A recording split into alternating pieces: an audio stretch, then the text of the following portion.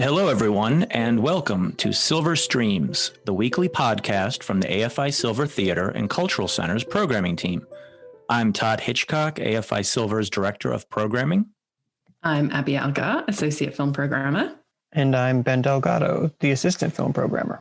And today we're going to discuss the latest offerings in AFI Silver's virtual screening room, as well as recommending some other titles to view at home. So new this week, we have Tunisia's 2020 Oscar selection and now Oscar nominee for Best International Feature, The Man Who Sold His Skin, from director Kauthar Ben Hania. And this is an art world thriller about a Syrian refugee who sells his back as a canvas for a famous contemporary artist. We also have the documentary The MALI-CUBA Connection, aka Africa Mia, which is a film about iconic Afro-Cuban ensemble, Las Maravillas de Mali, and the quest of French music producer Richard Minier to reunite the band. We have the film Slalom, a riveting Cannes-selected Me Too drama from debut filmmaker Charline Favier about the relationship between a teenage ski prodigy and her predatory instructor, played by Jeremy Renier. We also have a 30th anniversary 4K restoration of Stanley Kwan's 1991 biopic, Center Stage, starring Hong Kong star Maggie Cheung as tragic screen siren Ruan Lingu, known as the Greta Garbo of China. And then lastly, we have the documentary Mothni, Towards the Ocean, Towards the Shore, which is a poetic experimental debut feature circling the origin of the death myth from the Chinookan people in the Pacific Northwest. This week, we're going to discuss all of the new films premiering in AFI Silver's virtual screening room, and also briefly recap some of the most popular titles that opened in previous weeks and are also currently available to screen there. We also have a few special announcements about festivals and events to share with you. And finally, we'll close with our Programmer's Picks section, where we discuss some other ideas for films to watch at home. And please check the episode description. If you'd like to scroll ahead to a particular section, you'll find kind of a table of contents and time codes there. This is episode 41 of Silver Streams.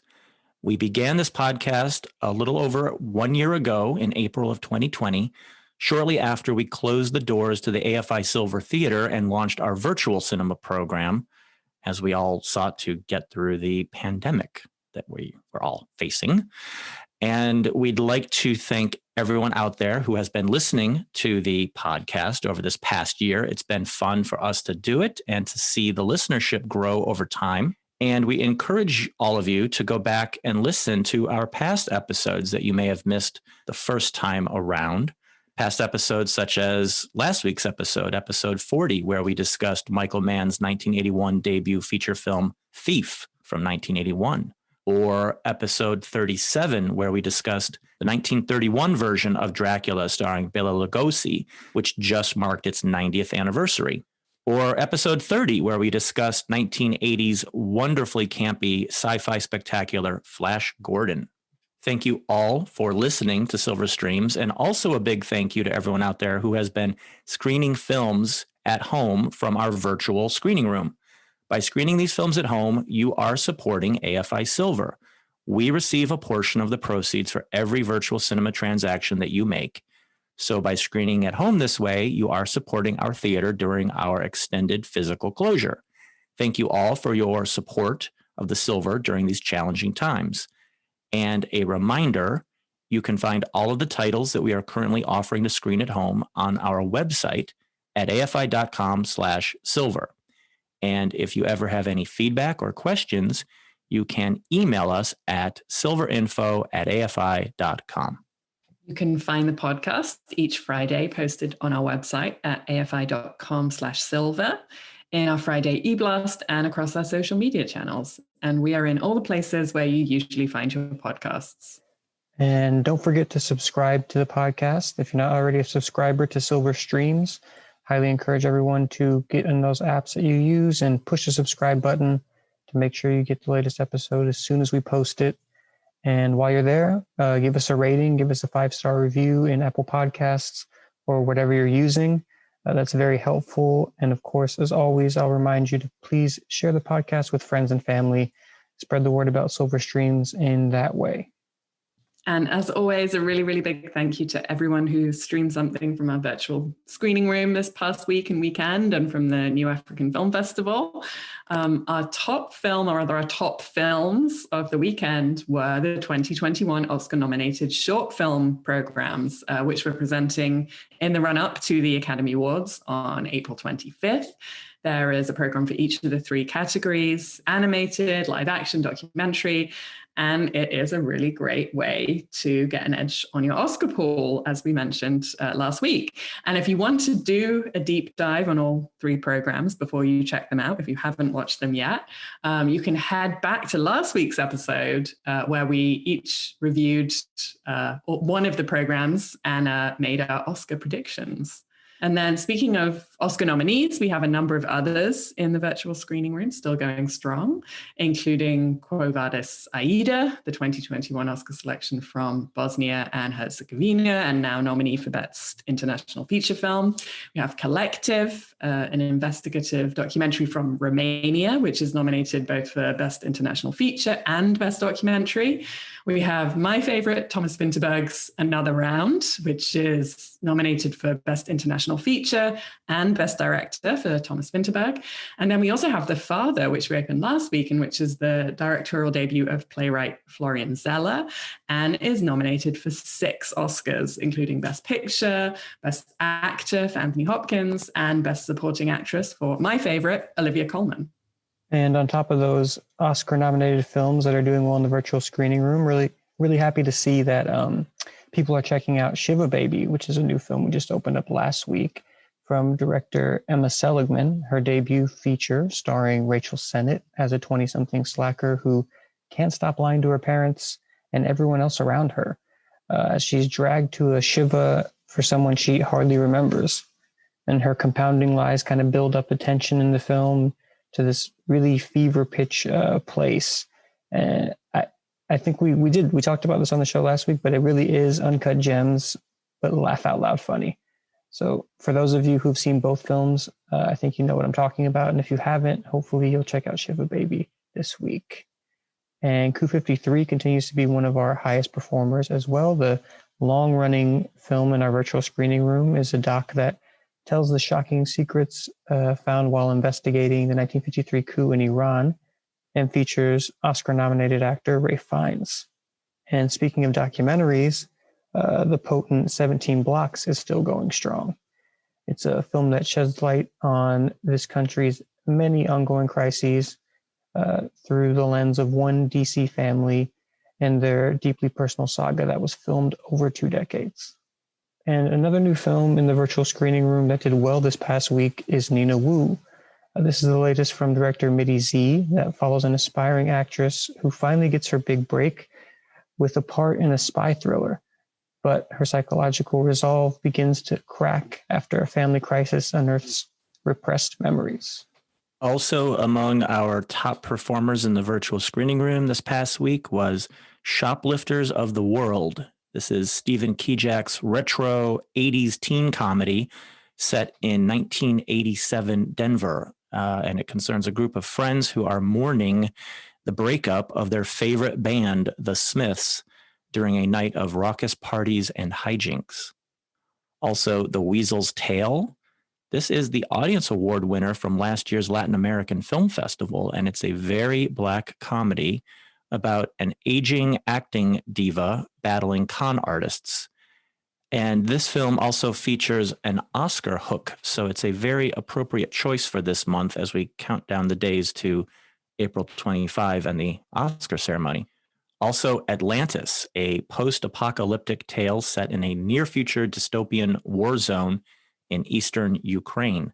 The situation in real life with the ongoing Ukraine-Russia conflict is sadly back in the news right now, of course.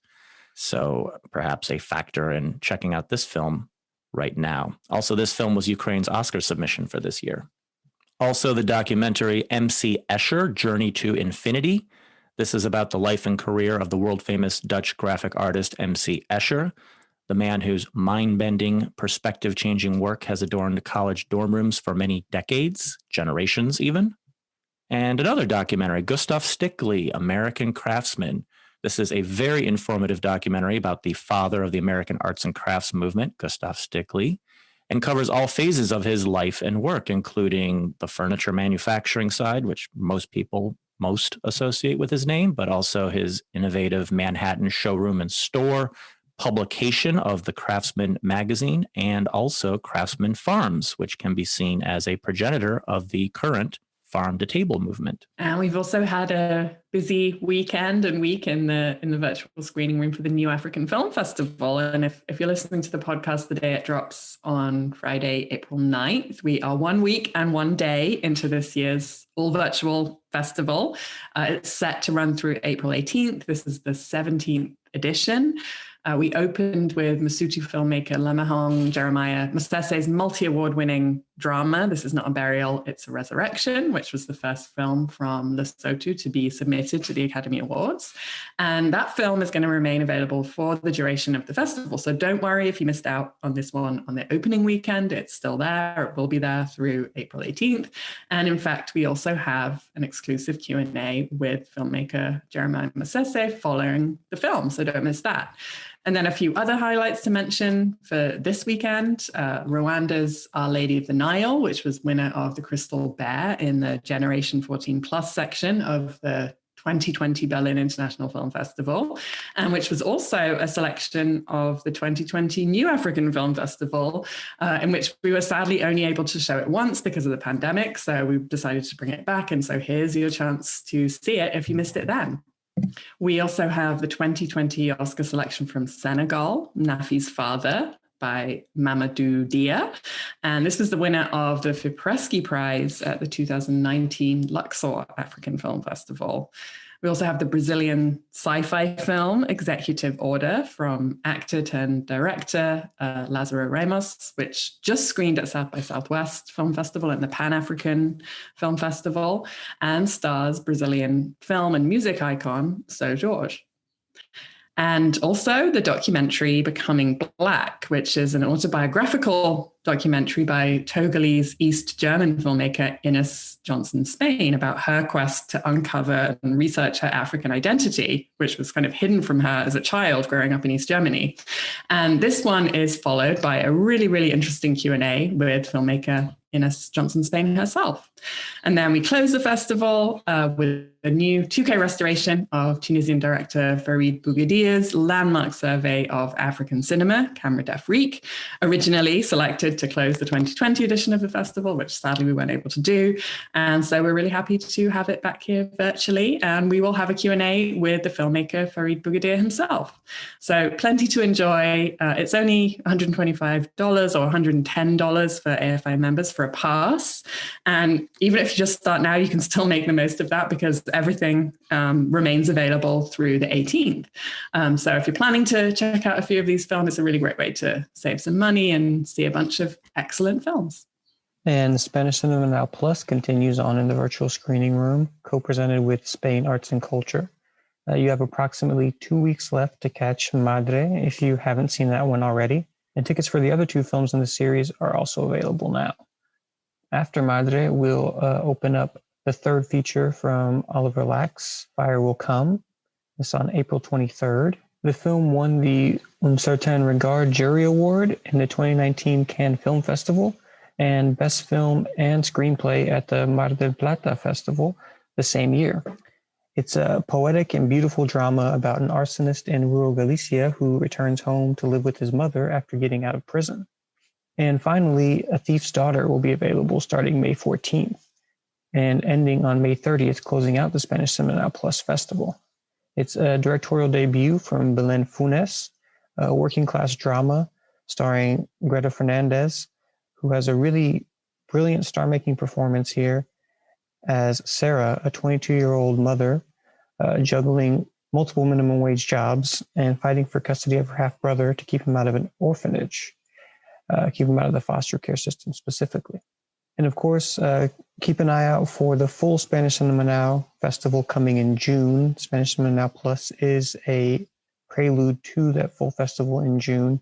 We'll have more films and newer films from Spain to showcase. And also somewhat similar to Spanish Cinema Now Plus, that screening series leading to the eventual Spanish Cinema Now, this year's edition of that series, we currently have the DC Labor Film Fest Spring Screening Series. And coming up next week on Wednesday will be the final film in the Spring Screening Series. But a few weeks later in May, we will have the Labor Film Fest proper. So coming up on Wednesday, April 14 at 7 p.m. Eastern Time, we have a screening of Martin Eden, and it's going to feature a live stream Q&A following the screening with filmmaker and novelist John Sayles.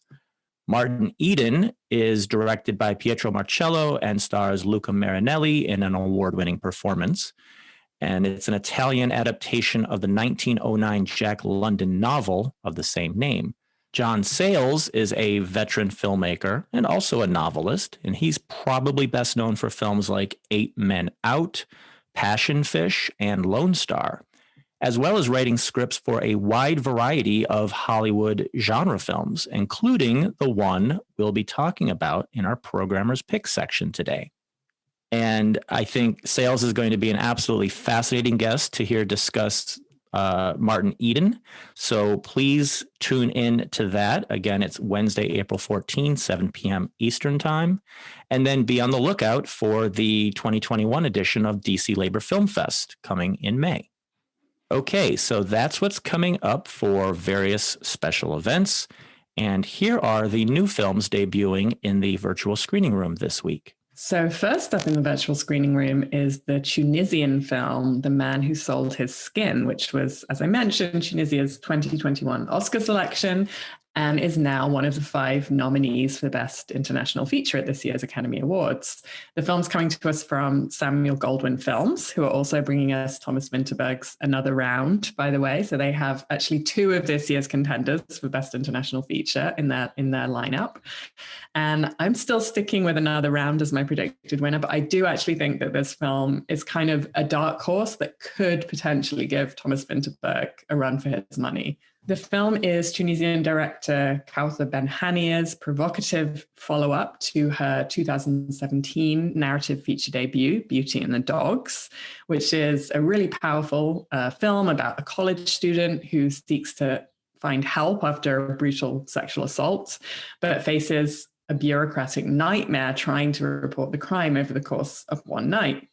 And that film was actually Tunisia's Oscar submission in 2018. It didn't make it through to the shortlist. So it's great to see that with her follow-up, equally provocative and high concept, Kawthar Benhania has made not only the shortlist, but the list of nominees. And I think it was one of the surprise choices this year, but I'm, having seen it, really glad that it made it through. So loosely based on a true story, very loosely, the film follows a Syrian refugee named Sam Ali, played by Haya Mayani, who won the Venice Horizons Award for Best Actor at last year's Venice Film Festival, where the film had its world premiere. And Sam is living in Lebanon, having fled Syria after an inadvertent anti-government outburst he'd had on a train. And he is desperate to get to Europe, and specifically to Belgium, in order to reunite with his lost love, Abia, played by Dia Lian, who fled Syria after he did and is now settled in Belgium with a new husband working as a translator. And following a strange turn of events involving an art exhibition opening reception, which Sam sneaks into to grab some food, everyone's done that, Sam is unexpectedly offered the opportunity of reaching his goal of getting to Europe when he agrees to allow a world-famous artist, played by Belgian actor Koet de Beau, to use his back as a canvas for his latest artwork, which is going to be an elaborate tattoo of a Schengen travel visa, in exchange for which Sam will receive a cut of the profits from the quote-unquote sales of the artwork and an actual visa so that he can travel the globe to be exhibited as a living work of art in various galleries and art institutions and even in private collections across the world. And this also comes with a promise that he can be based in Belgium, which is where he hopes to win back his lost love. So Sam makes this kind of Faustian bargain. And of course, while it all sounds great in theory, as an audience, we've read enough fairy tales and legends and myths to know that this bargain is probably not going to work out entirely in Sam's favor. And so begins Sam's bizarre journey as this human commodity, this living, breathing artwork, who is absolutely lapped up by the elites of the art world, who are all very impressed by the statement that the artist is making about the plight of Syrian refugees, all while conveniently forgetting that this real-life, flesh and blood Syrian refugee in front of them has basically had to sell his own skin in order for them to have this profound realization. And of course, Sam comes to realize that his decision to make this deal may actually in reality mean anything but a freedom or gaining back his sense of humanity. And in fact, in the film, we see a group of Syrian human rights activists initially try to help Sam get out of this agreement. And then when he refuses to do so, shame him for kind of debasing himself. And in their eyes, all Syrian refugees, all refugees in the process, they see this case as almost an example of high-end human trafficking in which the victim is complicit in the crime. And while all this sounds pretty heavy and serious, and it is, Kauthar Ben-Hania manages to raise all of these issues about the relationship between exploitation and representation, art and commerce, humanity and commodification, artifice and reality, the extreme wealth and privilege present in the art world and the harsh reality of, say, a Syrian refugee living in Lebanon, for example, with a perfect balance between satire, social critique, and drama. Something kind of along the lines of what Swedish director Ruben Östlund did with 2017's The Square, another art world satire. But I think here perhaps with a warmth that allows the audience to genuinely care about what happens to these characters, in particular, of course, to Sam and his romantic interest, Abia, because this is also a romance. This is also a love story. And I'll also mention that there isn't really a one-dimensional villain here either. The artist who employs Sam is very upfront and transparent about his intentions from the start. And even the artist's world-weary, cynical manager, Soraya, played by Italian actress Monica Bellucci in a really great performance, by the way, who could have turned into this caricature of a ruthless art world social climber, has a complexity that allows her to see her as a human person, just trying to do her job and kind of caught up in the same system that's now chewing up Sam and is about to spit him out. And appropriately for a film set in the art world, the man who sold his skin looks absolutely stunning. The cinematography here is by Lebanese DOP Christopher Owen, who also shot Nadim Labaki's Capernaum in 2018, and that was also an Oscar nominee. And he just creates shot after shot, framed and lit so precisely that each could in itself be a painting. And while yes, this makes the film very aesthetically pleasing, I also think it serves to further highlight the extreme artifice and kind of claustrophobic, hermetically sealed, detached from reality nature of the world to which Sam has essentially sold his soul and in which he is now trapped. It's kind of like an elaborate snow globe that looks great from the outside, but in which you probably wouldn't want to find yourself stuck forever. As I mentioned, the film story is very loosely based on the case of a former tattoo artist, Swiss-born Londoner Tim Steiner, who sold his back as a canvas to Belgian artist Wim Delvoye, who actually makes a quick cameo appearance in this film. But what Kauthar Ben-Hania did in taking the tale into a more political dimension here is really what makes the film feel so current, and at the same time, almost like a fable or a fairy tale that could be applied to any number of situations. And I'll also mention the film bears more than a passing resemblance to Roald Dahl's 1952 short story Skin. And I think the tone of that story, like much of Roald Dahl's work, particularly his short story work, this kind of humor mixed with menace and the macabre is very close to what Kauthar Ben-Hania achieves with The Man Who Sold His Skin. And I, for one, knowing the Roald Dahl story quite well, was primed for this film to go to some pretty dark places, which it kind of does, with some really interesting, thought-provoking twists along the way, which I'm not going to spoil here. So this is kind of an art world thriller, a social satire, a romance, an immigration drama, and it's all treated with this light touch that makes the film fun, but as I mentioned, simultaneously very topical and in moments pretty dark. So it's a very dark comedy, which is my favorite kind of comedy. So I recommend it. Well, I'm definitely sold on this film. That sounds excellent to me. It sounds great. And it also, as we've been mentioning on the podcast, the Oscar shorts are kind of ticking a box and getting us prepared for what our predictions are going to be in the Oscar shorts categories. But this one ticks a box for me. And if I didn't already think another round was going to win, checking this one out to see if I have the full picture for the best international features, since I haven't seen that one yet. Well, it definitely should be a tight race from the contenders that I've seen of the 5. I do still think that another round is probably going to win, but if anything can inch it out, I think it's either this one, The Man Who Sold His Skin, or Quo Vadis, Aida, which you can also see in the virtual screening room. So we'd love to know what you all think about that. So again, that's The Man Who Sold His Skin, and it's coming to us from Samuel Goldwyn Films. Also opening this week is the MALI-CUBA Connection, also known as Africa Mia. And this documentary is directed by Richard Minier and Edouard Salier.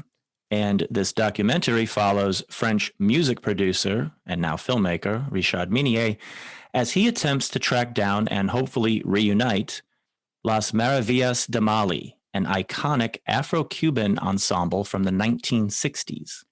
The band Las Maravillas de Mali comprised 10 young Malian musicians who went to Cuba in 1964 as exchange students in a program promoted at the time along Cold War lines of international socialism and solidarity. Cuba then was, of course, led by Fidel Castro.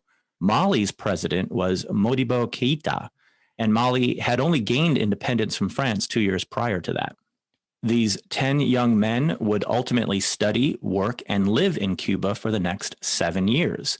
And the band they formed, Las Maravillas de Mali, recorded an acclaimed album in 1968 that combined Cuban musical influences with traditional Malian music, with songs sung in Spanish, French, and Bambara. This album is now celebrated as a landmark in modern Afro-Cuban fusion music, with its standout songs including Rendezvous Chez Fatimata and Africa Mia. After 7 years' time, which the Malians talk about as a wonderful chapter in their lives, they were all suddenly sent home.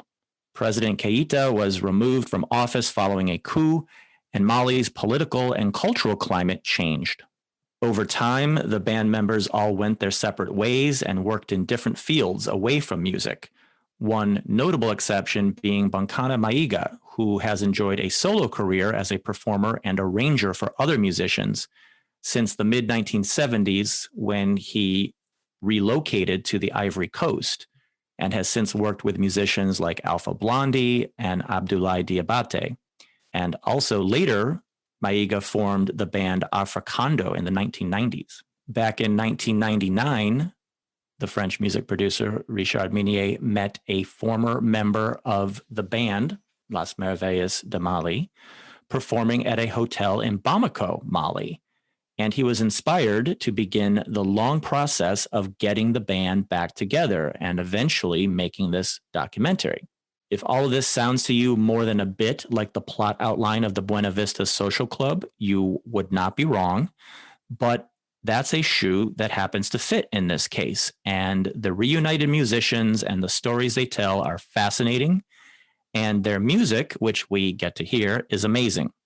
I enjoyed this film a lot and definitely recommend it for all music lovers.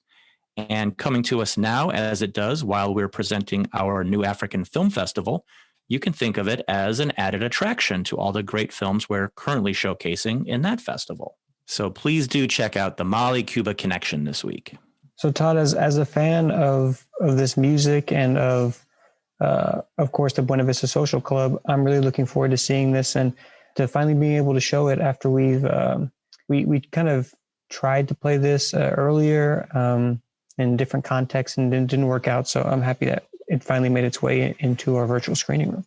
Yeah, me too. And I mean, it doesn't necessarily affect anyone out there who may be listening to the podcast and planning to see the film, but as Ben was saying, this film has taken a while to come out commercially in the U.S. and we had interest in featuring it previously as within the context of past film festivals that we do.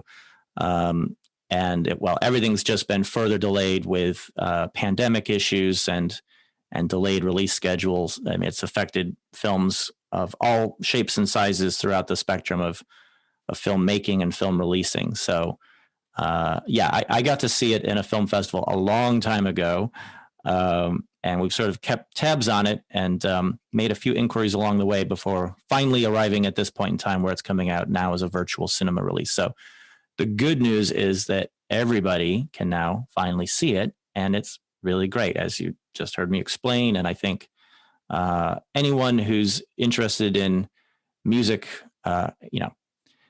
the collective umbrella term of world music, not necessarily the most useful, covers a lot of ground, obviously, but certainly if you're interested in music from Cuba, certainly if you're interested in music from Mali and the surrounding region, you're probably going to like this documentary a lot. And even if you haven't delved that deeply into those particular regions' music, I think it's great music. Anyone with an interest in jazz music, Latin jazz, I think this is going to be right up your alley. Yeah, and I'm really happy to see it finally come around too, especially right now, given the film's Mali connection, the MALI-CUBA connection, during the New African Film Festival. And we do have another film in the New African Film Festival featuring a different Malian musician. The Fernando Marias produced The Great Green Wall, in which we follow Malian musician and activist Ina Moja as she embarks on this journey along Africa's Great Green Wall, which is this ambitious vision to grow an 8,000 kilometer wall of trees stretching across the entire width of the continent in order to restore land and provide jobs and a future for millions of people. So it's a good connection. That would be a good double feature. I agree wholeheartedly. So once again, that is the MALI-CUBA connection, also known as Africa Mia, and that is coming to us this week from Art Matan Films. So next up in the virtual screening room, we have Slalom, the feature directorial debut from French writer-director Charlene Favier. The film follows Lise, a 15-year-old aspiring professional skier, played by a brilliant Noé Abita, who has a really daunting task in this role. She plays opposite the great Jeremy Renier, who is, of course, a regular of the Dardenne brothers, and here plays a demanding ski instructor named Fred. Skiing is an escape for Lise. It's an escape from the tumultuous time that is high school and from her mother in particular. The two are going through a rough patch and definitely struggling with money on top of it. But Lise is determined to realize her dreams and is taking part in an exclusive, very selective ski club that breeds professional athletes. She's kind of struggling in her training at first, but her coach makes it a priority to single her out and to make her the shining star of the group. Lise is determined and pushes herself to the limit, training on off hours. But what she doesn't see, at least not at first, is Fred's true intentions. And before things really go there, and they definitely go there, there is an argument to be made for Fred seeing a little bit of himself in Lise and really just working through his own past glory days in this young new talent. But when what we feared was going to happen this whole time finally happens, it's really sadly no surprise that the story goes there. And by this point, Fred has taken in Lise to live in his apartment with him, along with his girlfriend. And the intensity that he has in his training of Lise is mirrored in his sexual advances towards her. It's a pretty scary and menacing intensity that he has. It's not something that, of course, anyone wants to experience, but Liz is forced to endure it all throughout pretty much the entirety of the film as she battles to qualify for the Olympics. This movie is really Noé Abita's film. She's in every single frame and she gives an amazing performance. At 22, she's already been in 5 features and a handful of shorts. including starring in Favier's 2018 short, Odolgori. In Slalom, she has to balance playing vulnerable and tough with a character who is never weak, but who often finds herself in compromised positions on the losing end of a power struggle, and of course, ultimately deals with sexual assault. And Jeremy Renier is really pitch perfect in his role as a predator, going from terrifying to immediately repentant in the way that we often see from perpetrators of sexual assault who try to play both sides. He even employs an old classic of, "Look what you made me do," as an excuse for his actions. And besides the great performances, the film is also like a really potent drama, sports drama in particular, with all the tension and spectacle that you expect to see with those kinds of movies. And Favier, along with her cinematographer, Jan Mariteau, who she's worked on with her past 3 shorts prior to this film, the two pull off some really great looking visuals, even on what was a relatively low budget. It's certainly a film that fits into the Me Too moment, and in particular in sports, in the sports world. But Favier wasn't exactly thinking about that movement in this moment today when she began working on the script back in 2014. Like most of her work, the story was drawn from largely autobiographical elements, in this case, minus the sexual assault. That was something that she heard was going on from her fellow skiers, but luckily never experienced herself. So the resonance of Slalom to our current times is really more of a coincidence, but one that will hopefully work in its favor in finding a wide audience. It's a really exciting debut film from a great talent, and I, for one, can't wait to see what she does next, and hope everyone gets a chance to see Slalom in the virtual screening room this week. Oh yeah, Ben, I got to see this one too in the virtual Cannes market last year when you saw it, and yeah, we were both really impressed with it. It's a very smart look at kind of the mechanics of abuse, which of course is often perpetrated by people known to and trusted by the victim of this abuse. And of course, the abuse isn't just physical here. Jeremy Renier's character really manipulates Liz into thinking that she's somehow the one at fault here, and this is on her, and this is something that she wants. So it's very strong and nuanced depiction of that. And yeah, also the skiing scenes are really great. I still haven't ever been skiing, but this could possibly push me over the edge into trying it one day. Well, I can't advocate skiing.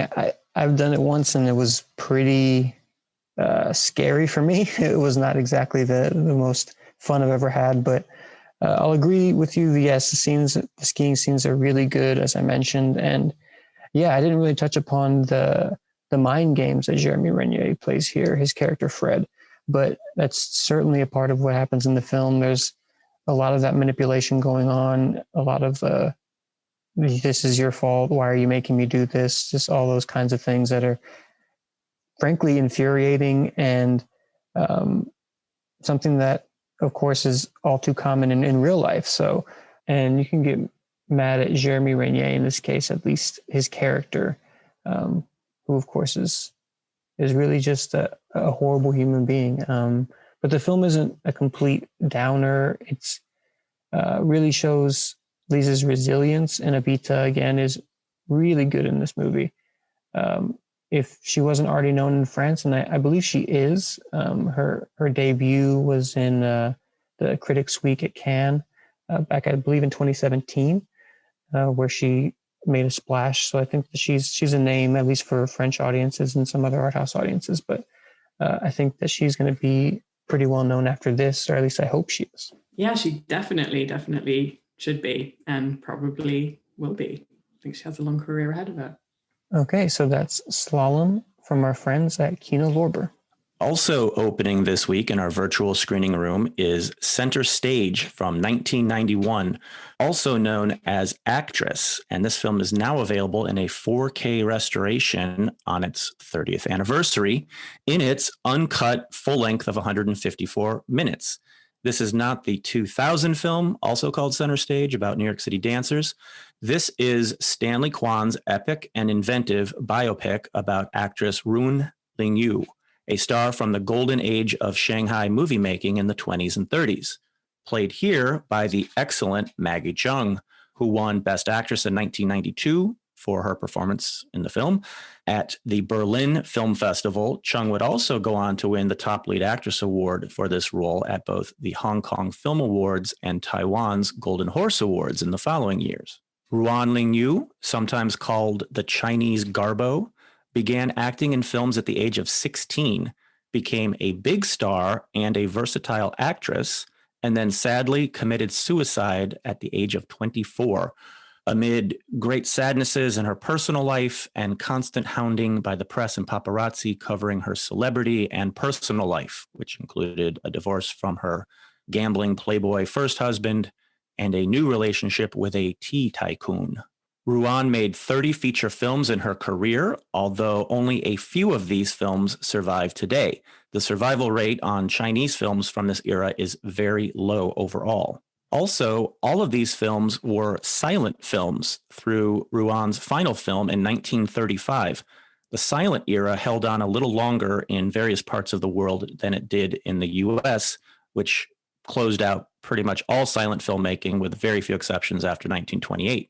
There are two great storytelling touches in the film that really set it apart from more conventional biopics.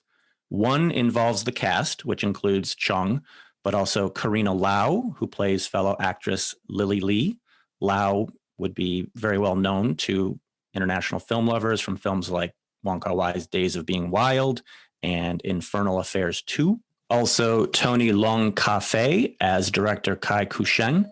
This is the other Tony Leung, not the better-known actor from many Wong Kar-wai films. This is the other Tony Leung, best known for the awesome triad gangster film Election, and also starring alongside action star Chow Yun-fat in several films.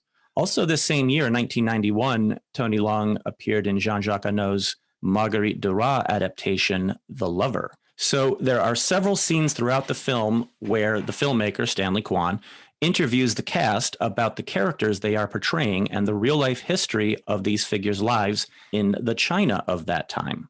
These fourth wall breaking documentary inserts are fascinating to me, and I think it really gives the film another gear to work with. I also like the way we see the actors outside their roles, thinking out loud and engaging the camera in a different way. This is kind of a risky approach. I don't think it would work for just any movie, but I think it works brilliantly here. And the only other film I can think of that makes use of this approach is Ingmar Bergman's The Passion of Anna from 1969. Maybe not one of his better known films, but one that I think very highly of. These documentary interludes also include the cast viewing and discussing interview footage with some of the surviving real-life actresses and filmmakers they are now portraying. Another masterstroke in the film is a large number of scenes where Kwan and the cast restage scenes from Ruan's films. That in itself may sound like standard biopic material, but at the close of each scene, titles come on screen indicating the title of the film, its year of release, and its survival status.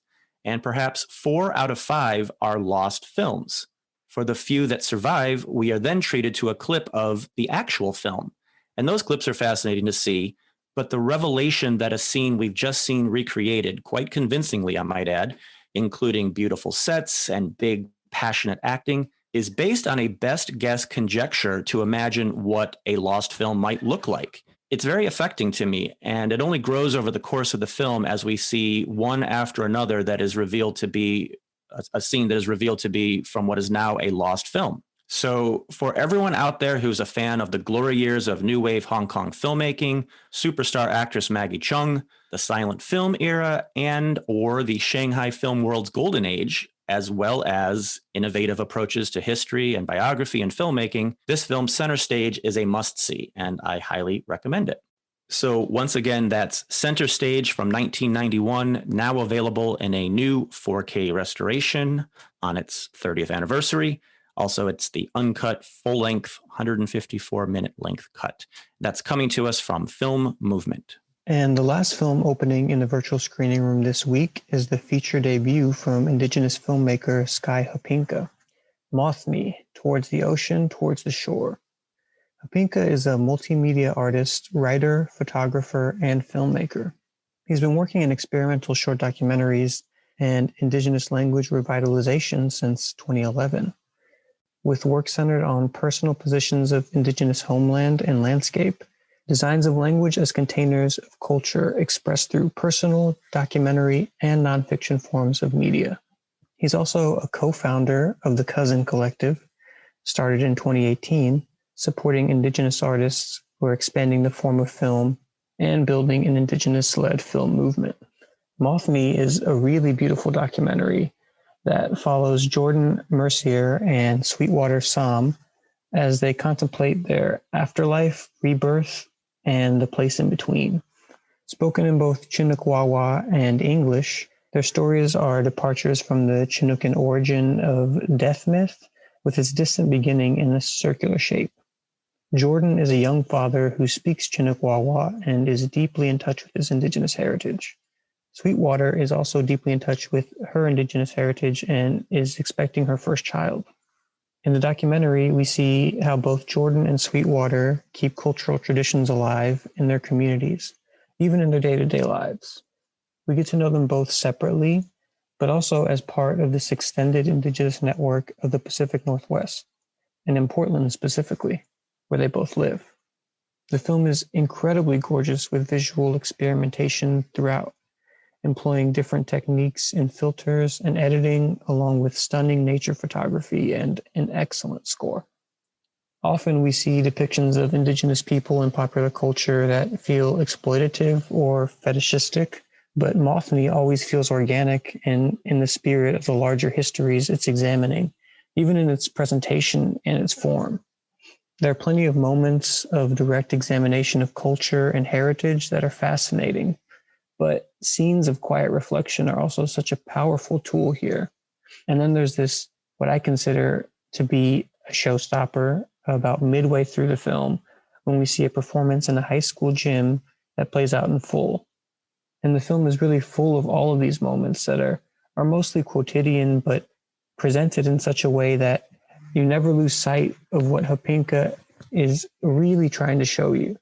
This reflection of humanity and our place in the world, specifically and intentionally framed within a community that he knows well and is rarely, if ever, shown on screen.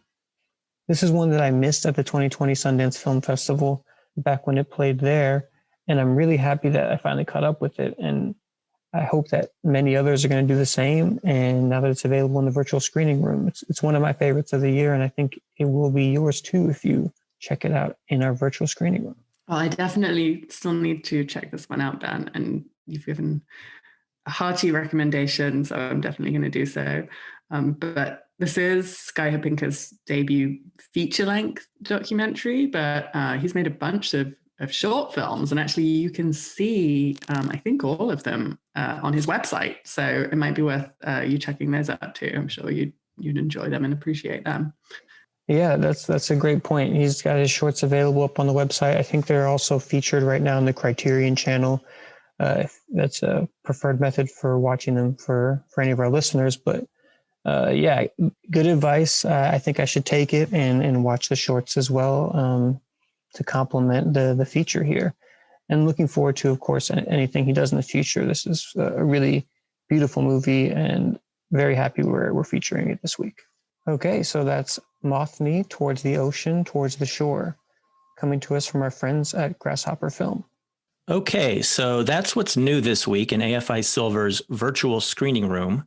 In addition to discussing the films we have available as virtual cinema, each week we also like to discuss some other ideas for films that you can view at home, this being our Programmer's Picks section.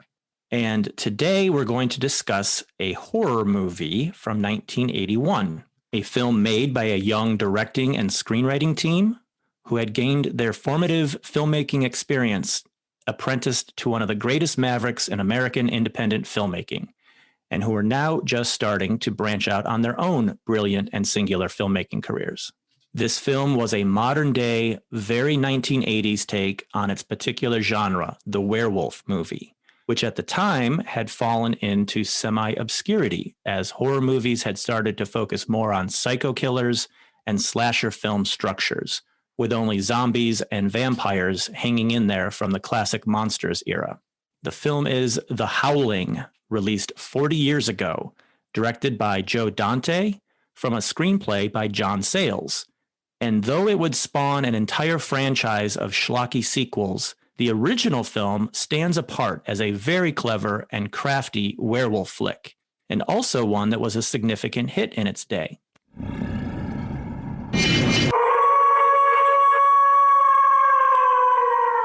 Okay, so before we get further into the Howling itself, I thought we'd take a quick look at where we were in the history of werewolf-themed movies when this film came out, because 1981 actually turned out to be a landmark year for the genre, with the Howling being just the first of a trio of high-profile, well-received werewolf movies to come out in just the span of a few months, all unrelated, but all of which in their own ways helped to kind of revive this genre.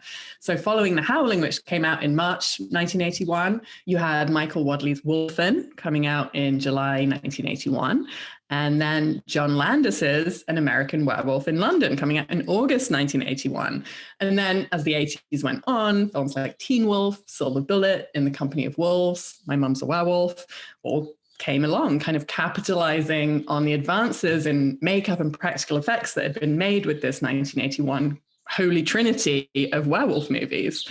Because I do think that probably this leap forward in special effects and makeup had made these films stand out from the more, shall we say, low budget werewolf efforts that had directly preceded them in the 1970s.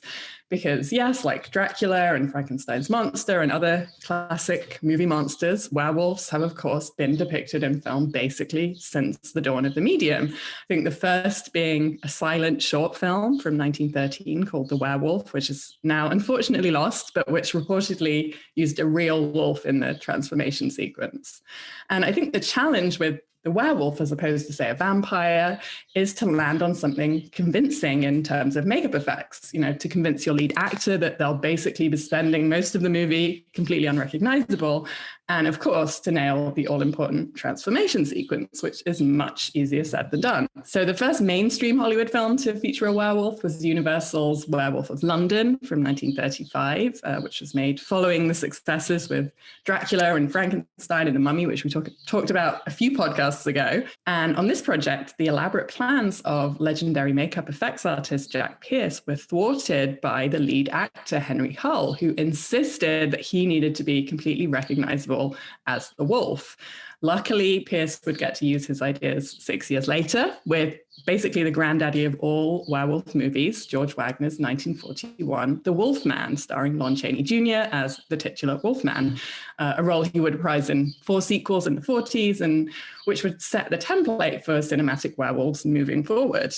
And apparently Lon Chaney Jr.'s makeup on these films took between 5 to 6 hours to apply and about an hour to remove.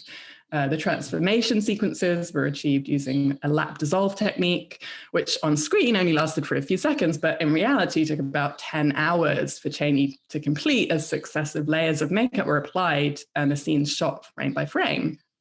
Following on this, we have the 1950s, we have several B-movie versions of the werewolf, which attempted to recapture Pierce's design for Lon Chaney Jr. in The Wolfman, but weren't really as successful, like 1956, The Werewolf, 1957's I Was a Teenage Werewolf, which were far more campy and low budget in their approach to creature design. And then in 1961, there was a slight resurgence in the genre with Hammer Horror's surprisingly only feature-length werewolf film, The Curse of the Werewolf, starring none other than one of my favorite actors of all time, Oliver Reed, as the titular wolf, and with great makeup and special effects by Les Bowie, a mainstay of Hammer Studios.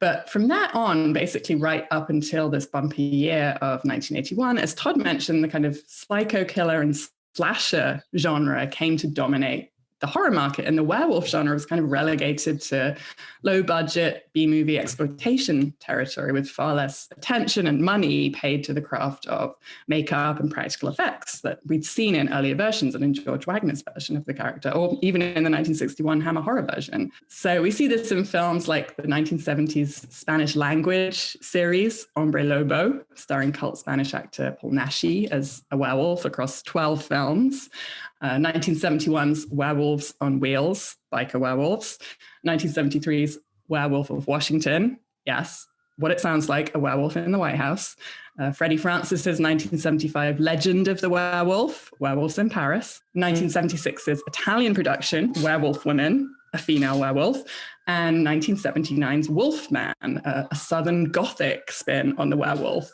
So I think at this point, just prior to the Howling and the werewolf Renaissance of 1981, this particular monster was old and tired and kind of primed for a reimagining because of the technological advances of the new decade, which enabled the state-of-the-art makeup and practical effects that we see in the Howling. It was ready to make a comeback into the mainstream in a big and very self-aware way. And of course, Joe Dante was right there at the heart of that renaissance of the werewolf films of the 80s. With this 1981 film early on in his body of work. But he actually got his start over a decade earlier with the movie Orgy in 1968, which he made as an undergrad at the Philadelphia College of Art, where he proudly wore his Roger Corman button when all the other kids were wearing their Jean-Luc Godard buttons, as he liked to say. And as an avid movie lover, especially of the cult and genre variety, the movie Orgy was Dante's ultimate tribute to those films. It's basically the first supercut and features clips, trailers, commercials, newsreels, cartoons, and other bits and pieces from pop culture touchstones that came before it. It was kind of an ever-evolving piece that at one point was at 7.5 hours long, and Dante still tours around with it occasionally, showing it from time to time at free screenings because, of course, a lot of that stuff would be copywritten material. By 1970, Dante would take his editing skills that he honed making things like the movie Orgy, which of course, a lot of editing involved in that.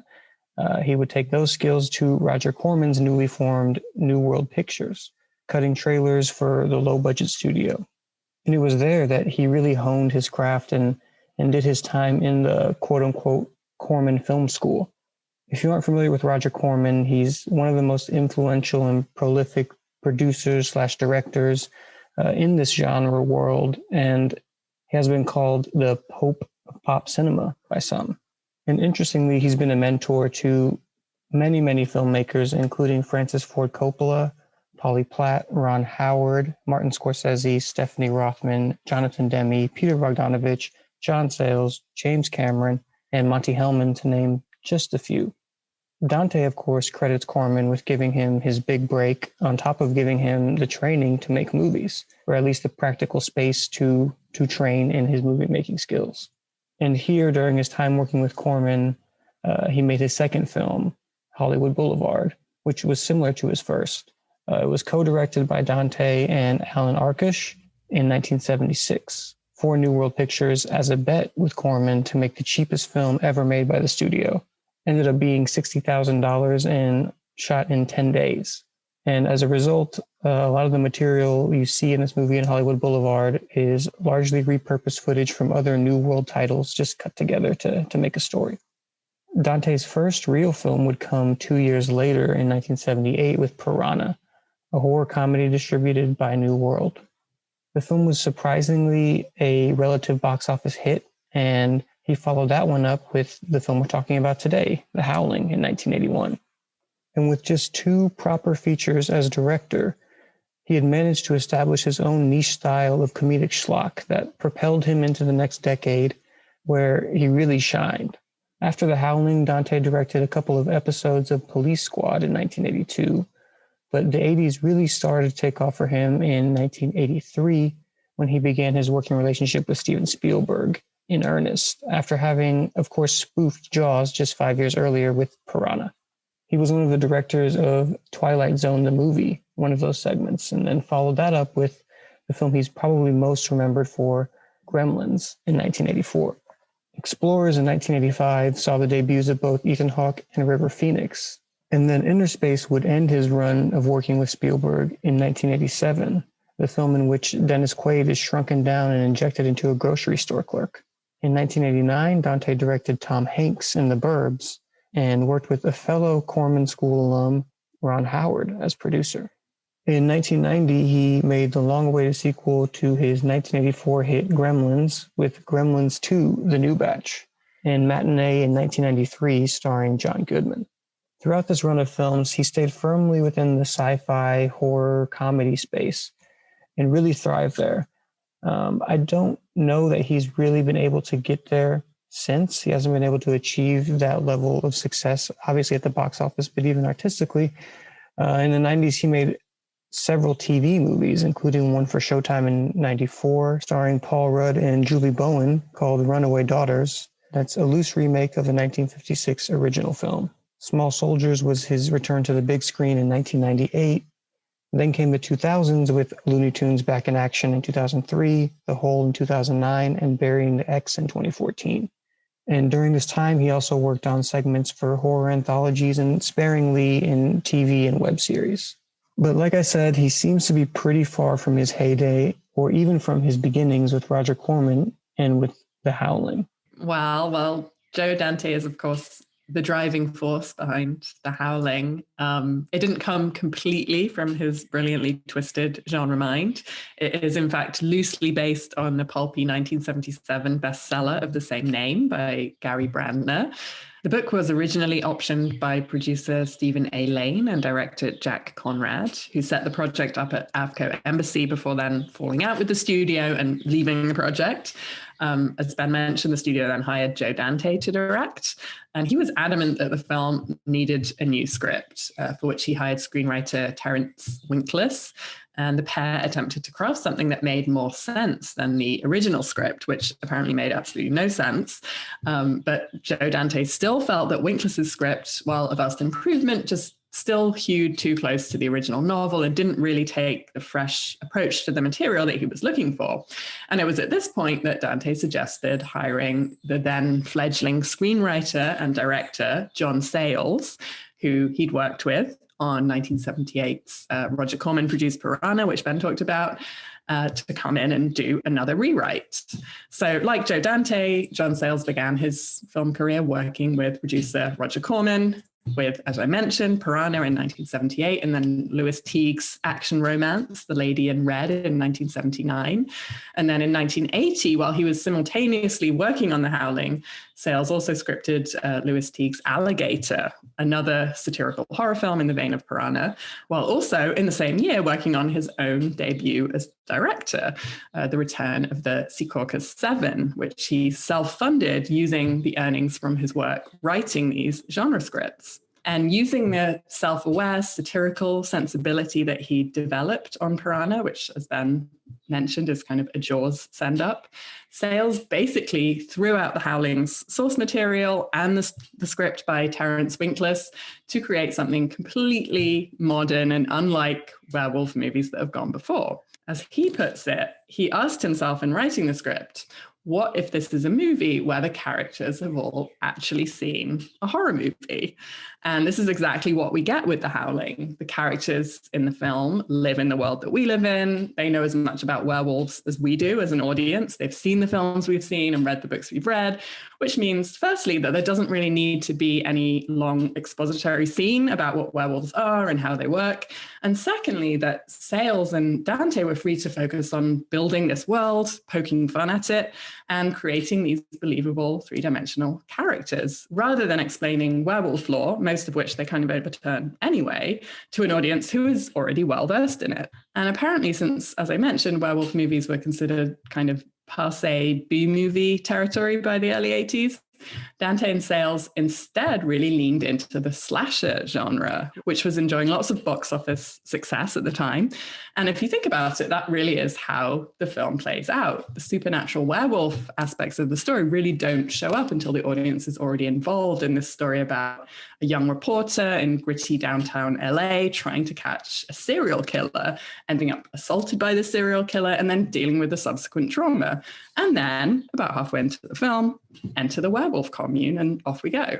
And of course, this real-world modern setting also allowed John Sayles to infuse the screenplay with kind of a biting social commentary that pervades the whole film. He's lampooning the media sensationalism, the 80s trend of self-improvement and self-help and cults, the ubiquitous smiley face logo that was everywhere in the 80s, vegetarianism, gender roles and expectations for women in the workplace. And as I mentioned, also the cliches and tropes of horror films themselves. And 1981 was, of course, just the start of John Sayles' long filmmaking career, which would see him twice nominated for Academy Award for Best Original Screenplay for Passion Fish in 1992 and Lone Star in 1996, both of which he also directed, and would also see him go on to direct films like The Brother from Another Planet from 1984, Mate One, 1987, City of Hope, 1991, Sunshine State, 2002, and then most recently Go for Sisters in 2013, all while also writing and directing for TV and, even more recently, writing novels. And then just as a quick aside, which doesn't have anything to do with The Howling, but if you want to see John Sayles in person, online, he is going to be taking part in a live online post-screening discussion of Martin Eden in our virtual screening room as part of the DC Labour Film Fest screening series on Wednesday, April 14th at 7 p.m. So probably he's not going to talk about The Howling, but you never know. So absolutely recommend that you tune in. Another aspect of what makes this film work, and it's a big one, is the makeup and special effects work by Rob Bottin. Bottin's name is well known to genre fans, but maybe not quite as famous as someone like Rick Baker, with whom Bottin apprenticed early on in his career. The Howling in 1981 was still very early in Bottin's career. He would go on to work with a wide variety of filmmakers, including John Carpenter on both The Fog, that was actually the year before The Howling in 1980, and then The Thing in 1982, which may be his greatest work and one of the greatest horror films of the modern era. Also Paul Verhoeven on RoboCop, Total Recall, and Basic Instinct, and David Fincher on Seven and Fight Club. He also did Legend for Ridley Scott. For Joe Dante, before The Howling, he worked on Piranha. So again, the team of Joe Dante, John Sayles, Rob Bottin all together on that film before this one, and then subsequently on Explorers and Inner Space. He also worked on Mission Impossible in 1996 for Brian De Palma. So yes, that franchise is now 25 years old. And he also did Fear and Loathing in Las Vegas for Terry Gilliam. Back in the 70s, during Bottin's apprentice years, he worked as an assistant makeup artist on the Creature Cantina scenes in Star Wars. And he even performed in costume in the Creature Cantina band. So Bottin ranks among the greatest of modern masters of special makeup and practical effects, which is such an essential element for all of the great horror and fantasy films of the 70s, 80s, into the early 90s, before CGI changed the game for better or for worse. And along with Bottin, that short list would include names like Rick Baker, who I mentioned already. Baker won the Oscar for Best Makeup 7 times, beginning with An American Werewolf in London, again from the same year, 1981. He also did the special effects work, makeup effects work on the Thriller video, Michael Jackson's Thriller video, which was like An American Werewolf in London, directed by John Landis. Also on this list would be Stan Winston, famous for his work on the Terminator films, also the first 3 Jurassic Parks. He also did Aliens, also with James Cameron, like the Terminator films, and the first 2 Predators, as well as Edward Scissorhands for Tim Burton. And then also, I suppose, Tom Savini would belong alongside those names. Savini, of course, best known for his work with zombie master George Romero across many, many films. So for The Howling, the original plan was for the makeup effects work to be overseen by Rick Baker, but he had to leave the project in order to go work on An American Werewolf in London. So this is where Bottin stepped up into this role. Baker's still credited as a consultant here, but it's Bottin's job ultimately for what the film ended up becoming. And at this moment in time, Bottin still getting established on his own, but just the year before, he had done the makeup special effects for John Carpenter's The Fog, also filmed in Northern California, coincidentally. And also, like The Howling, a pretty respectable hit in this period of time, also distributed by Avco Embassy. So perhaps the decision to hire Bottin was a relatively easy one in the context of this moment in time.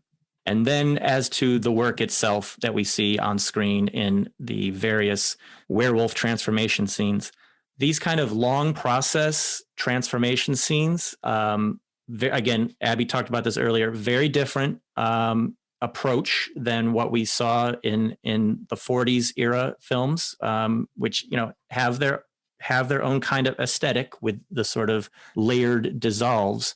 But at this moment in time, there was much more of a priority on seeing the thing happen, seeing things grow and change and shift and transform.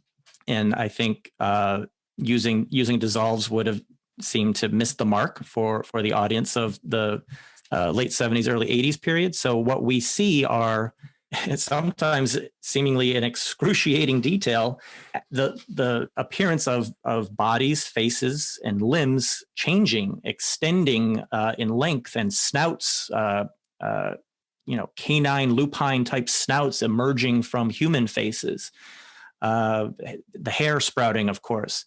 And one hallmark of Botine's work, a lot of air bladder work. So underneath the latex, giving the appearance of things growing or pulsing.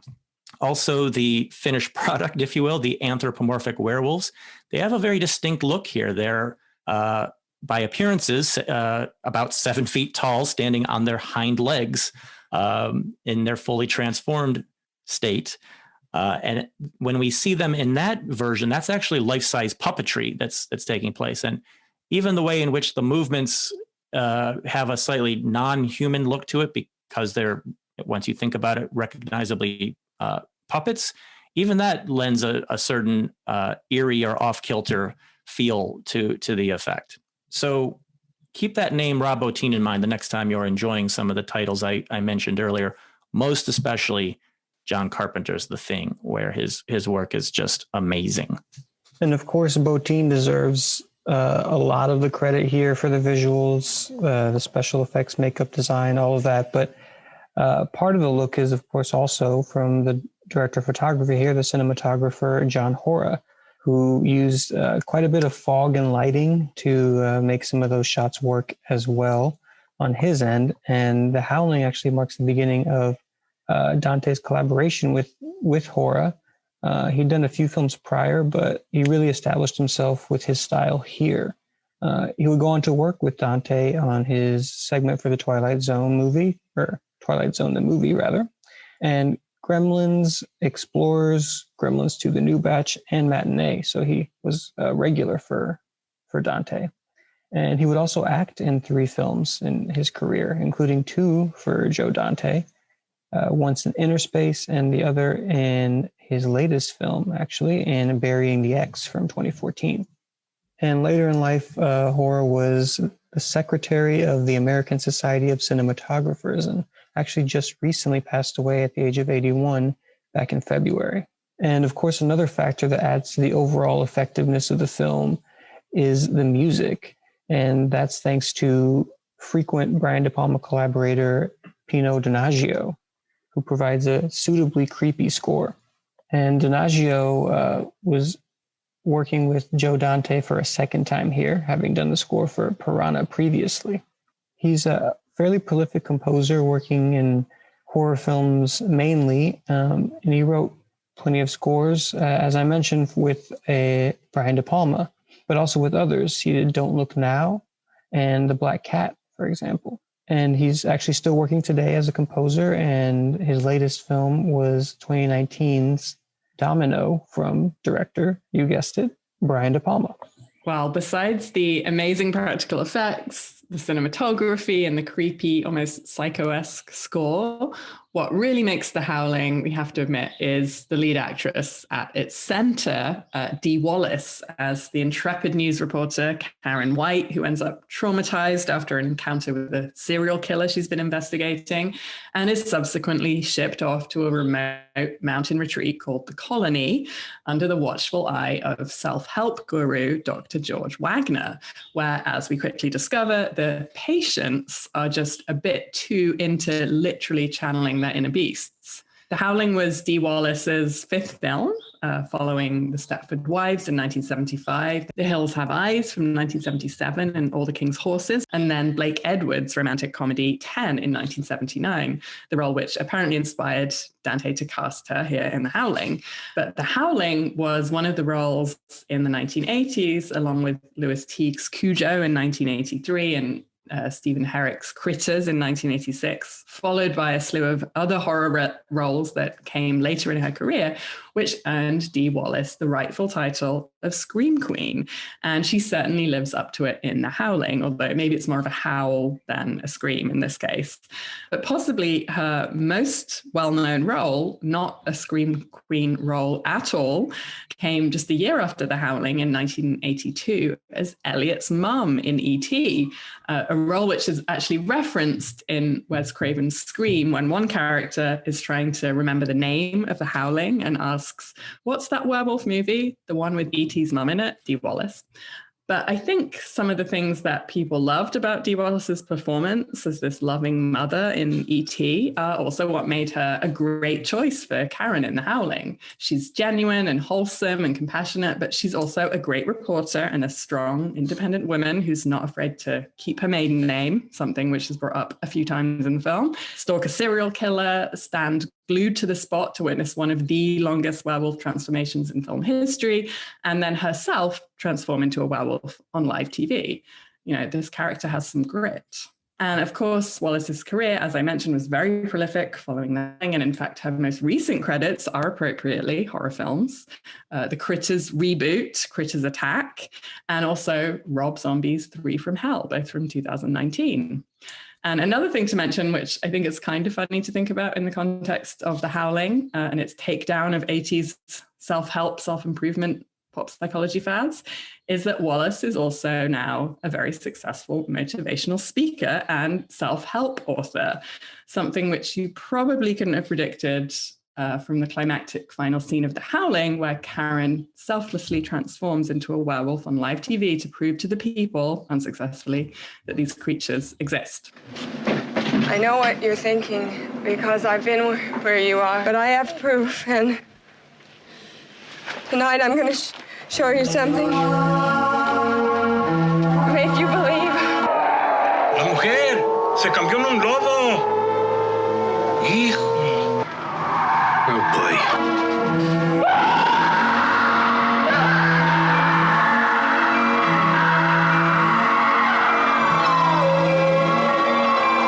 Wow! What are you kids watching? The newsley's turned into a werewolf. And then opposite Dee Wallace as Karen's husband, Bill Neal, is Christopher Stone, Dee Wallace's real-life spouse, actually, who she recommended to Joe Dante for the part here. And he does an excellent job as this outwardly supportive, but perhaps not as enlightened as he might think about gender roles, spouse, who quickly gets sucked into the werewolf cult, cheats on Karen with an alluring she-wolf, stops being a vegetarian, and all around pretty much hard fails at being a good husband. Like Dee Wallace, Stone got his start in TV, and like Wallace, he would go on to appear in a number of other genre films, including alongside Dee Wallace in Cujo in 1983. And the pair also appeared together in the children's adventure film Legend of the White Horse in 1987. And they also both starred in the family TV series The New Lassie from 1989, on which Stone would also sometimes serve as director. Sadly, Christopher Stone's career was cut short when he passed away suddenly in 1995 of a heart attack. But I will mention that Stone and Wallace's daughter, Gabrielle Stone, is following in her parents' footsteps as an actress, particularly in horror movies, and in fact appeared alongside her mum in the 2014 horror film Zombie Killers, Elephant's Graveyard. So maybe, hopefully, we can expect to see her in a Howling sequel at some point in the future, because we know there's obviously going to be another one. And another great performance here is from British actor Patrick Macnee as self-help pop psychology guru, Dr. George Wagner, who runs this colony retreat, ostensibly as its kind of head psychologist, but in reality, of course, as the leader of a pack of werewolves. He's trying to help contain their most bestial instincts and attempt to live in harmony with humankind. And apparently Joe Dante really wanted a British actor for this role so that all of the psychological theories that the character spouted sounded authoritative. Christopher Lee was initially considered for the role, but Dante thought that, with his established persona, the audience would immediately peg him as a villain and it would ruin the film's twist, which I've already ruined about 10 times in this podcast, sorry. So instead, he decided on Patrick Macnee, who was well known for his good guy role as the bowler hat-clad Secret Service agent John Steed in the British TV series The Avengers, in which he appeared in all but 2 episodes between 1961 and 1969. And Macnee does a great job here. And I actually think it's debatable in the end whether he's really a villain or just someone who's misguidedly assumed that he has the power to repress the worst instincts of a band of werewolves. And in fact, when he's finally killed by a silver bullet, he says, thank you, like he's relieved to be free of the burden of containing his evil werewolf impulses. And just to keep moving down the cast list, there's, of course, Dennis Dugan, who plays Chris Halloran, one half of the investigative team working on the werewolf phenomenon when Karen goes off to the colony.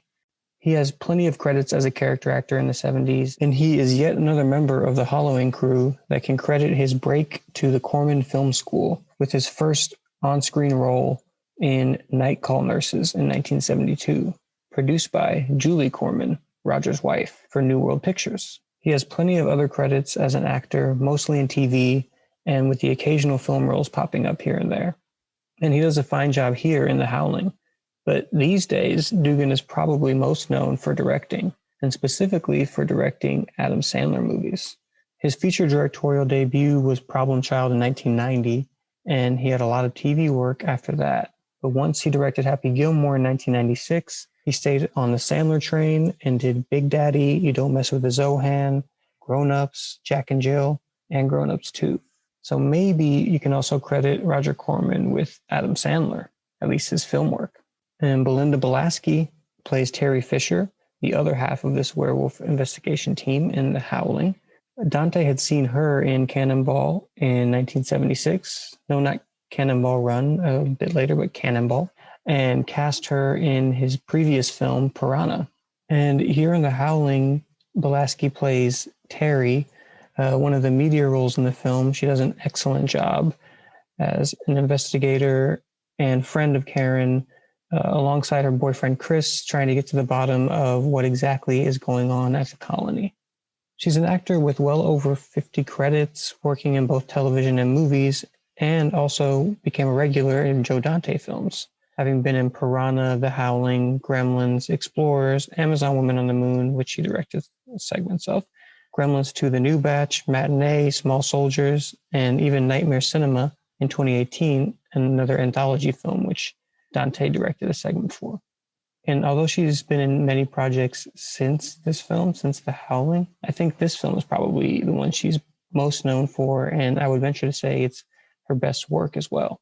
And we can't forget Elizabeth Brooks as Marcia Quist, the leather-clad siren werewolf seductress. A Canadian actress who worked mostly in TV, The Howling was her big screen debut, if you don't count her uncredited part in Alfred Hitchcock's Family Plot.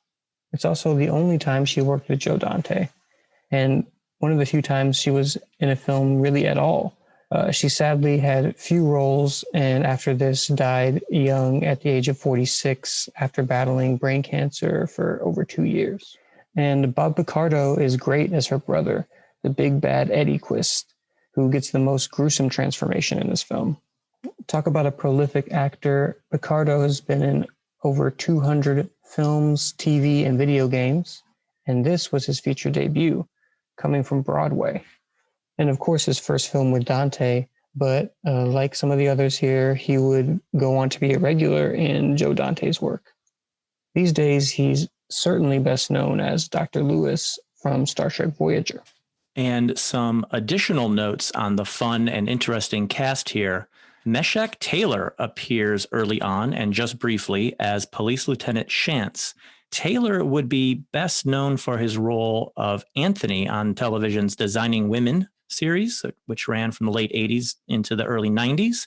He's also beloved as the flamboyant window dresser Hollywood in the 1987 cult classic Mannequin.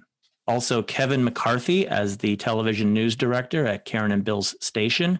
McCarthy, of course, forever associated with his role in Invasion of the Body Snatchers, which led to him reprising the role or having cameo appearances in other genre films that were intentional callbacks to his role in that film. In this case, it's much more than a cameo. It's a full blown role, but not by accident that Kevin McCarthy is included in this particular film. And that would be some of the connective tissue in the casting of some of the other veteran actors here, including John Carradine, Kenneth Tobey, and Slim Pickens. Carradine had, of course, done plenty of horror films beginning back in the 1940s. Kenneth Tobey, who appears here as a very old patrol car cop. Tobey, probably best known for his role in the original The Thing from 1951. And then Slim Pickens. I'm a big Slim Pickens fan. I always enjoy seeing him turn up in a film. He specialized in comic relief roles in plenty of Westerns and is, of course, immortalized for all time for his bomber pilot role in Stanley Kubrick's Dr. Strangelove. And then also there's the list of interesting cameos. And at the top of that list, we have Dick Miller. Dick Miller is kind of known for his cameos in nearly 200 different films, many for Roger Corman. Again, the Roger Corman connection runs all through this particular film. He also went on to appear in every single Joe Dante film to date. Miller only died a couple of years ago in 2019 at the age of 90. So as things currently stand, he's in every single Joe Dante film. There's even a documentary about him and his colorful career called That Guy, the Dick Miller story. Here he plays used bookshop owner Walter Paisley, and that name itself, not by accident, that name is a callback to his character from Roger Corman's A Bucket of Blood. Also in that bookstore scene, look for a cameo by Forrest J. Ackerman. Ackerman was a genre fan personality. He was the larger-than-life publisher of cult magazine Famous Monsters of Filmland, and if you look closely in this scene, you'll see he has a copy of Famous Monsters of Filmland magazine rolled up in his hand as he's walking around the store. And then there's also a number of cameo appearances by filmmakers who are taking on a fun bit part role here. So cinematographer Michael Chapman appears at the bar scene at the end of the film. Writer-producer Mick Garris turns up also in the closing scene montage of reactions to Karen's final broadcast. Roger Corman, the man himself, enters the phone booth after Karen exits it early on. And screenwriter and eventual director John Sayles, who has an actual speaking role here as the morgue attendant where Eddie Quist's body has been taken. And besides all the cameos that Joe Dante threw into The Howling, he also peppered the film with an incredible amount of werewolf movie Easter eggs, including in the names of many of the film's characters, who are named after filmmakers who, like Dante, directed films featuring werewolves, including George Wagner, who directed The Wolfman from 1941, William Neal, Bill Neal, who directed Frankenstein Meets Wolfman, 1943, Terence Fisher, who directed The Curse of the Werewolf in 1961, Freddie Francis, who directed Legend of the Werewolf, 1975, Earl Kenton, who directed House of Dracula, which features a werewolf, in 1945, which, by the way, co-stars John Carradine, who plays Earl Kenton in The Howling. Also Sam Newfield, who directed The Mad Monster, 1942, Charles Barton, Abbott and Costello Meet Frankenstein, 1948, and Lou Landers, who directed The Return of the Vampire in 1943. And while now I think, particularly in genre films, audiences are primed to expect Easter eggs of this sort, this was really an unprecedented in-the-know appeal to fandom before Easter eggs were even really a thing that audiences looked for. I mean, I would love to see the 1981 Reddit feed on this film. It would have been epic.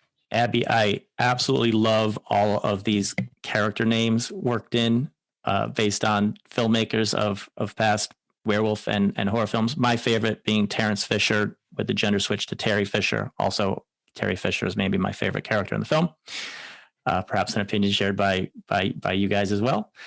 In addition to the fun with the character names, there's also a number of visual cues and Easter egg type nudge, nudge, wink, wink bits. So we've already heard mention a couple times of the iconic 1941 film, The Wolfman. We actually see a couple of clips on television that characters are watching here in The Howling.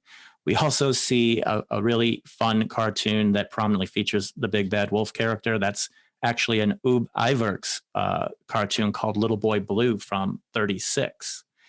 Viewers probably will pick up on very conspicuous placements of a few paperbacks.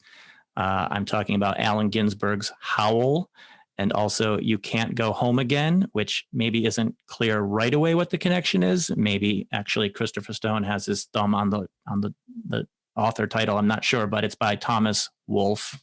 And if you still haven't picked up on these hints, you might also notice a can of Wolf brand chili turns up not once, but twice. Also, a bottle of Wolfen brand medicine is visible in the doctor's office. And there's even at one point a mention of the then semi-famous radio DJ Wolfman Jack. And even with all those fun Easter eggs and references to past works, the critical reception for the film was mixed at the time, but there was an overwhelming consensus that the effects and makeup were really excellent. And for what it's worth, critic Leonard Maltin called the film hip, which I think is pretty cool. The Academy also recognized the film with an award. Of course, the Academy of Science Fiction, Fantasy, and Horror Films. The Howling took home the Saturn Award for Best Horror Film from that body that year. And the film was also a box office success, debuting at number 1 the week it came out and grossing nearly $18 million in its initial theatrical run, with a budget of $1.5 million. So clearly fans of the genre were more on board than critics. But the film has since become a cult classic with a well-established franchise boasting 7 film sequels to the original and a comic book series started in 2017 called The Howling, Revenge of the Werewolf Queen. And that's a sequel to the original Howling movie, ignores everything else in between. But the latest on Howling news is a remake of the original film that was announced back in January 2020 to be made for Netflix from a director who has an established track record of horror movie remakes, Andy Muschietti, director of the 2017 It, and of course, that film's sequel, It Chapter 2. So The Howling was a film that I saw a lot on cable television back in the 1980s into the 90s, and I always enjoyed it, especially the commentary aspects, which came through to me very much back then, even at a younger age. The deeper Easter egg connections were things I only learned about later as I learned more about film history. But having revisited this film after many, many years last week, as we prepared to do this week's podcast, I was relieved that the film holds up so well. Everything that I remember enjoying about it from before, and even more understanding all of the film history and film world connections, just kind of deepen what I appreciate about this early effort from Joe Dante and John Sayles. And as far as the movie's particular mix of horror and humor and allegory or social commentary, for me, this is my kind of genre film. This is exactly the kind of thing that I prefer to some of the more gore fest and certainly the slasher model kind of stuff. And for me, I guess I wouldn't say that this is my lane. This isn't exactly my kind of movie on paper, but I'm really happy that we chose it and I got to watch it because it's a really fun movie. And this is not the first time this has happened on the podcast. I had a similar experience with Flash Gordon, which we did just at the tail end of last year on the podcast, and a film that I never thought I would have watched ever in my life. And after watching it, loved it. So I think that the podcast has kind of afforded me some opportunities to watch things I would never think of watching. And maybe some of you out there would never think of watching The Howling, but I say give it a go. It's a really fun movie. And yeah, the fact that it's really fun is something that I love about it. And yes, it's a horror film, but it's also quite clearly a dark comedy. It's the satire of various aspects of 80s life. And it's also this knowing homage to and overturning of any staid, dusty ideas that audiences of the time and now may have had about horror films or werewolf movies or werewolf lore, which I think is a sensibility that many contemporary horror films from Wes Craven's Scream onwards share. And I also love the spin on the genre where it's not a lone wolf, literally werewolf, forced to deal with this solitary burden of being a werewolf in a human world, or a human community being terrorized by a singular monster. Here we have a werewolf community with kind of like Wicker Man on Midsummer vibes. And there are divisions in this community, as there are in any community, in this case, about how to, or not to, for some, keep the murderous instincts under control. And I think that Taika Waititi absolutely has to have had Dr. George Wagner and the Colony in mind when he created the werewolf pack featured in 2014's What We Do in the Shadows. And they're led by a very zen, calm under pressure Anton, played by Rhys Darby. And here's the pack trying not to get riled up by the vampire flatmates during a late night confrontation. Why don't you girls smell your own crotches, huh? Come on. What are you talking about? We don't smell our own crotches. We smell each other's crotches, and it's a form of greeting. You're on camera, mate. Don't do What? it. It's okay, because I know this guy. It's Count Fagula. Hey, don't swear. Sorry, they We're werewolves. Not swear. What are we? Werewolves, not swearwolves. No, it's It's a very offensive word to call people. well, unless you're talking about a bundle of sticks. Chase this bundle of sticks. Werewolves? Don't get it. It's not real. Nathan, it's not real. He's just going to take off his gloves. All right. Shit, man. The fuck you do that for? Hey, don't swear. We're going to lose it. We're going to lose it. Whoa. Hey, calm down. Calm down. Shit, I forgot my glasses. Dion. Hey.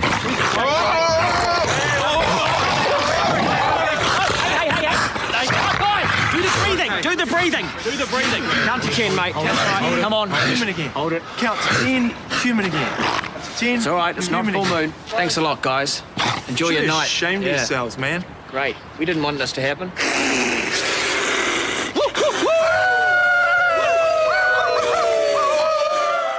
All right, that wraps it up for this week's edition of Silver Streams. Thank you all for listening. Stay safe, stay healthy, and we hope that you see something you love this week. Have a great weekend, everyone, and we'll see you next week. Thanks, everyone, for tuning in to another episode of Silver Streams, and we hope to have you back for the next one. A reminder to our listeners, you can find everything currently available in our virtual screening room on our website at afi.com/silver, and a portion of the proceeds from screening these titles at home goes to support AFI Silver Theatre. If you have any feedback or questions, you can email us at silverinfo@afi.com. You can get in touch with us or follow us on Facebook, Instagram, and YouTube at AFI Silver Theatre, and on Twitter at AFI Silver. And our music was provided by Blue Dot Sessions. You can find more of their work on their website